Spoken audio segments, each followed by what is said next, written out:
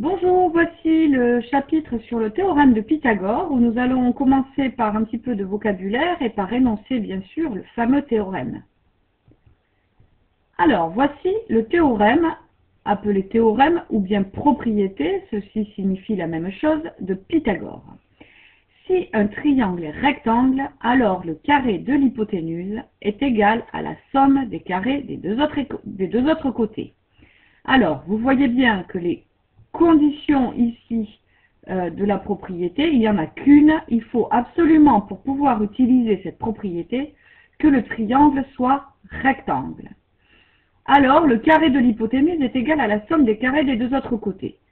Sur une image et en vous rappelant l'activité que vous avez faite pour le découvrir, vous voyez ici que ceci signifie que l'aire, la surface du carré qui a pour côté le plus grand des trois côtés du triangle rectangle, c'est-à-dire l'hypoténuse, est égale à la somme des deux carrés, c'est-à-dire la surface du carré qui a pour côté ce petit côté du triangle rectangle, additionnée avec la surface du carré qui a pour côté ce deuxième petit côté de l'angle droit dans le triangle rectangle. Les deux surfaces additionnées, la verte et la bleue, donne la surface jaune. Alors, de façon un peu plus rigoureuse, nous allons définir quelques mots dans ce théorème de Pythagore. Tout d'abord, la définition de l'hypoténuse. Eh bien, l'hypoténuse est toujours le côté opposé à l'angle droit dans un triangle rectangle. Donc, vous voyez ici le triangle rectangle avec l'angle droit à ce niveau-là. Eh bien, l'hypoténuse, c'est bien le côté qui est opposé à cet angle droit. Et c'est aussi, pour le repérer facilement, le plus grand des côtés d'un triangle rectangle.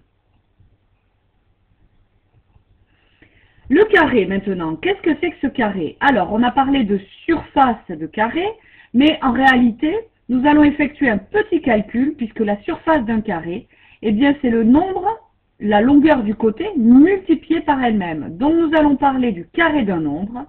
Le carré d'un nombre est égal au produit de ce nombre par lui-même.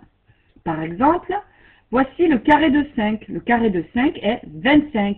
Pourquoi? Parce que 5 multiplié par 5 est bien égal à 25. Et voici comment l'on note le carré mathématiquement. On va noter, plutôt que de réécrire la multiplication par le même nombre, eh bien on va écrire un petit 2 en exposant à côté du nombre, c'est-à-dire en haut à droite du nombre. 5 au carré est égal à 25. 25 est donc le carré de 5. 64 est le carré de 8. En effet, 8 au carré, qui est égal à 8 multiplié par 8, c'est bien égal à 64. Les carrés des nombres entiers sont appelés des carrés parfaits. Ici, vous avez deux carrés parfaits, 25 et 64. On a aussi, par exemple, le nombre 36, qui est le carré de 6. Le nombre 100, qui est le carré de 10. Il y en a plein, les carrés parfaits. En revanche, 0,81, qui est le carré de 9, n'est pas un carré parfait. Qui est le carré de 0,9, pardon. Si un triangle est rectangle, je rappelle le théorème, alors le carré de l'hypoténuse est égal à la somme des carrés des deux autres côtés. Nous avons donc écrit ici le théorème de Pythagore en français. Voyons ce que ça donne avec les notations mathématiques et les petites définitions que nous avons vues précédemment. Voici un triangle rectangle ABC, rectangle en B. Vous voyez le sommet où il y a l'angle droit. Eh bien, l'hypoténuse est le côté AC. Donc, lorsque je prends le carré de l'hypoténuse, eh bien, je prends la longueur AC et je la mets au carré. J'obtiens donc AC carré pour le carré de l'hypoténuse. Et puis, pour avoir la somme des carrés des deux autres côtés, eh bien, je prends les deux autres longueurs, BC et AB, et je vais les mettre toutes les deux au carré, puis les additionner. AB au carré plus BC au carré. Voici la propriété de Pythagore écrite en langage mathématique avec une figure où le triangle est rectangle en B.